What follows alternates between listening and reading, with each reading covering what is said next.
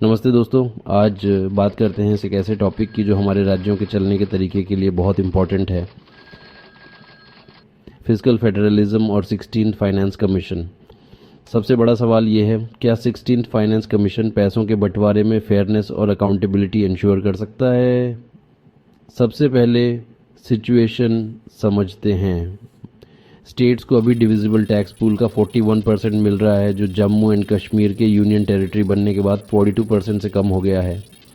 States ज़्यादा हिस्सा 25% तक मांग रहे हैं ताकि बढ़ते हुए सेसीज और सरचार्जेस जो सेंटर उनके साथ शेयर नहीं करता की भरपाई हो सके।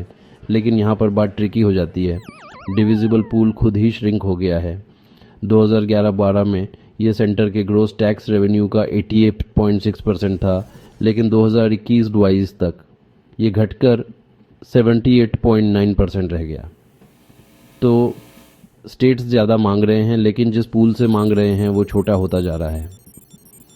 अब स्टेट्स का शेयर बढ़ाना एक फेयर डिमांड लगता है, लेकिन ये इतना सिंपल नहीं है। सेंटर का बजट पहले से ही टाइट है और स्टेट्स को ज़्यादा देने से उस पर और भी बोझ पड़ सकता है। याद रखें, जनरल गवर्नमेंट एक्सपेंडिचर का 60% पहले से ही स्टेट्स के अकाउंट में जाता है। एक प्रपोज्ड सॉल्यूशन है अनटाइड ट्रांसफ़र्स को बढ़ाना, जिससे स्टेट्स को ज़्यादा फिस्कल और टर्न ओनोमी मिलती है से। लेकिन इसका मतलब है सेंट्रली स्पॉन्सर्ड स्कीम्स को रिवर्क करना, जो कहने में आसान है, करने में नहीं।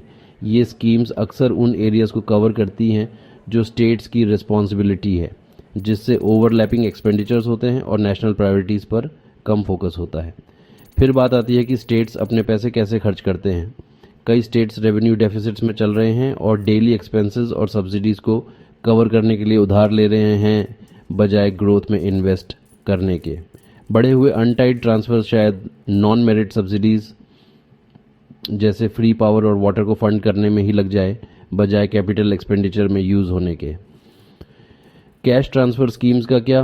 14 स्टेट्स के पास हैं जो उनके एक्सपेंडिचर्स में जीडीपी का 0.6% ऐड करते हैं। रायथू बंधु, कालिया और लाडली बहना जैसी स्कीम्स पॉपुलर हैं, लेकिन कॉस्टली भी। एक रिस्क है कि ज़्यादा अनटाइड फंड्स ऐसी स्कीम्स पर रिलायंस बढ़ा सकते हैं, खासकर इलेक्शंस नज़दीक होने के साथ। और इनइक्वालिटी के इशू को ना भूलें। बिहार जैसे स्टेट्स अमीर राज्यों की तुलना में बहुत कम खर्च करते हैं और ज़्यादा अनटाइड फंड्स शायद इस गैप को ब्रिज ना कर पाए।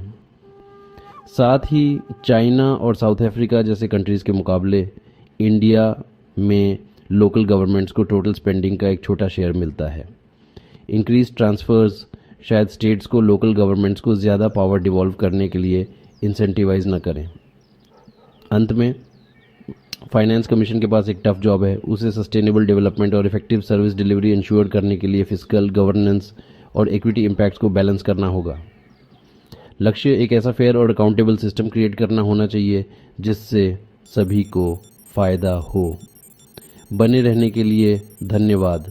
अगर आपको ये ब्रेकडाउन हेल्पफुल लगा तो इसे थम्स अप दें और इनसाइट्स के लिए सब्सक्राइब करें। अगले वीडियो में मिलते हैं।